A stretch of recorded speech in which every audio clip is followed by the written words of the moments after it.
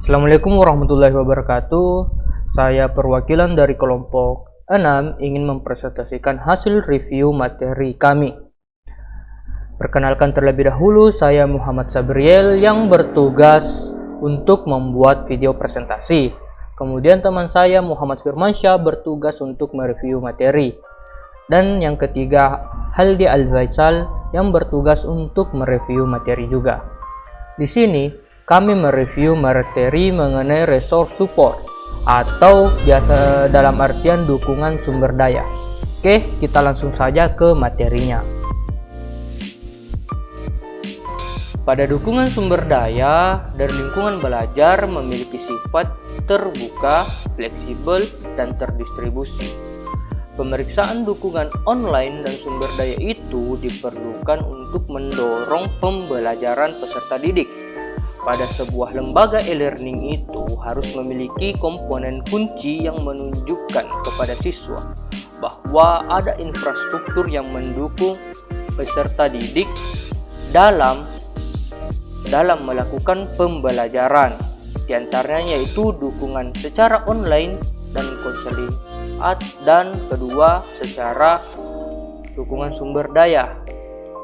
Ini dukungan online dan dukungan sumber daya.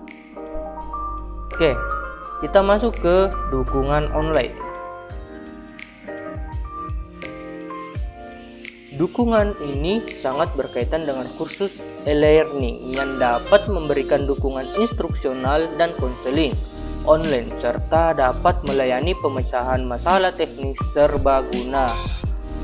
Pada dukungan teknologi ini memiliki basis manusia yang di seluruh kursus e-learning dapat membantu kursus tersebut untuk mempertahankan momentum dan kursus tersebut menjadi sukses. Pada dukungan online ini terdapat dua komponen, yaitu dukungan secara instruktural dan konseling, dan yang kedua dukungan secara teknikal. Dukungan secara teknis.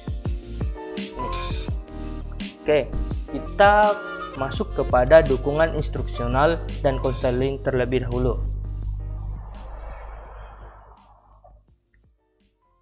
Bagi individu yang tidak memiliki pengalaman dalam pembelajaran jarak jauh dapat mengakibatkan tingkat kecemasan yang tinggi di awal pembelajaran. Oleh karena itu, metode e-learning dapat membuat stres bagi sebagian siswa yang melakukannya.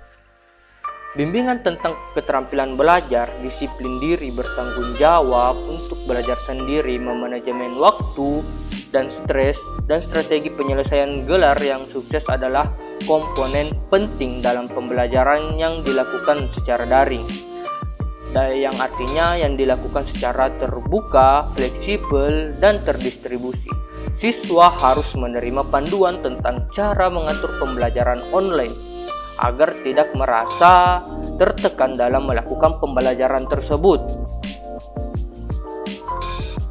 Kemudian di sini kita harus juga memberikan beberapa tips tentang bagaimana menjadi pembelajar yang aktif dalam jarak jauh di lingkungan pendidikan.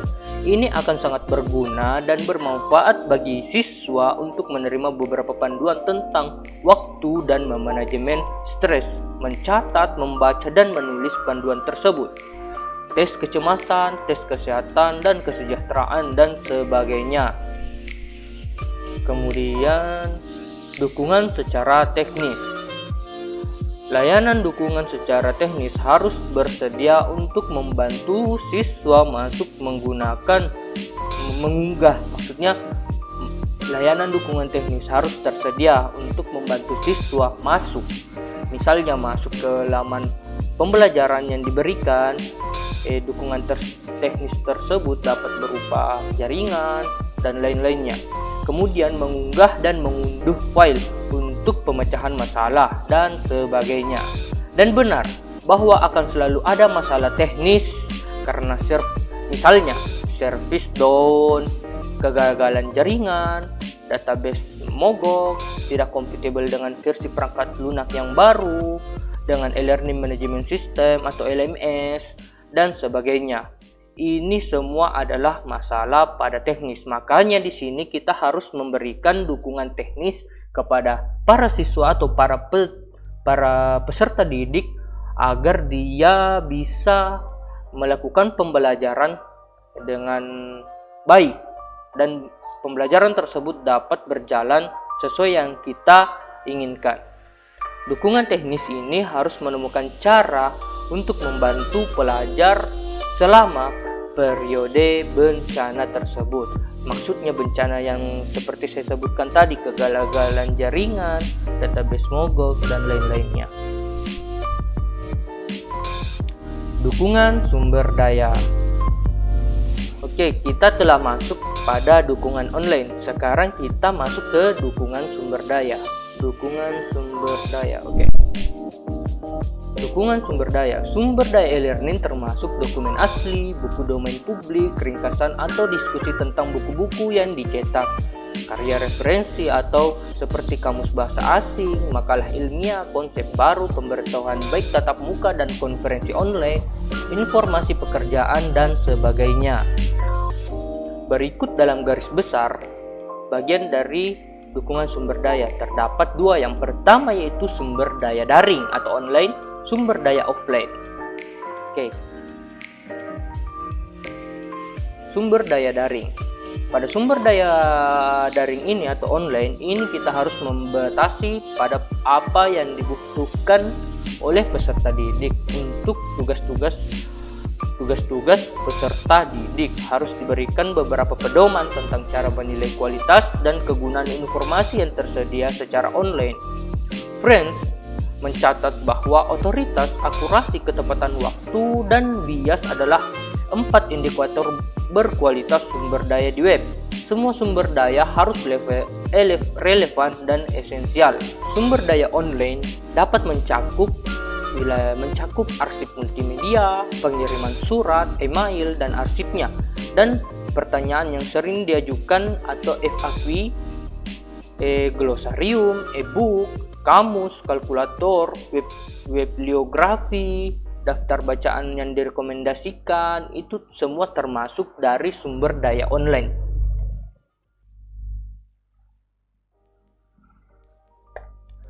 Sumber daya online juga misalnya multimedia arsip, sumber daya pendidikan multimedia untuk pembelajaran dan pengajaran online atau Merlot, adalah sumber daya gratis dan terbuka yang dirancang terutama untuk fakultas dan mahasiswa yang lebih tinggi pendidikannya. Tautan ke materi pembelajaran online dikumpulkan bersama dengan anotasi seperti per-review dan tugas. Mailing, kemudian dukungan online lagi yaitu mailing list and their archive. Itu merupakan tempat pengiriman email dari subjek tertentu dan untuk mengirim pesan. Umumnya ini tanpa biaya. Pendidikan jarak jauh online atau simple lister adalah lister yang dimoderasi, yang memfasilitasi diskusi tentang isu teknis, isu terkini dalam pendidikan jarak jauh. Kemudian kita masuk kepada sumber daya offline. Sumber daya offline. Sumber daya offline di sini institut yang menawarkan e-learning untuk pembelajaran jarak jauh yang tersebar secara geografis harus memberikan saran atau informasi tentang di mana menemukan sumber perpustakaan, karena banyak yang tidak dapat menggunakan perpustakaan lembaga penyediaan sumber karena jarak. Juga lembaga penyedia harus mempertimbangkan bergabungnya dengan konsorsium perpustakaan di seluruh dunia sehingga siswa mereka dapat mengunjungi dan meminjam buku tersebut. Sumber daya offline dapat mencakup buku, jurnal, majalah, buletin, perskoran, dokumen, karya referensi, pakar, dan lain-lainnya. Oke, itulah materi review yang dapat kami paparkan.